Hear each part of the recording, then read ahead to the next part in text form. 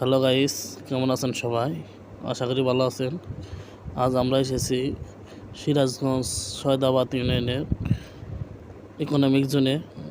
দেখতে পাচ্ছেন নদীর কূলে একটি দোকান বসেছে ঝালমুড়ির। অনেক রকম মশলা দিয়ে ঝালমুড়ি বানিয়ে দেয়, অনেক সুন্দর লাগে খেতে।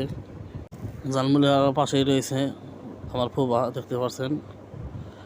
মূলত তার পাশে রয়েছে আমার ছেলে।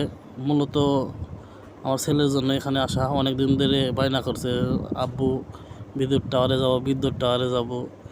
তাই আজকে বৃষ্টির দিন, কাম কাজ নাই, তাই বললাম যে নাও ঘুরে আসি বিদ্যুৎ টাওয়ার ইকোনমিক জোনে।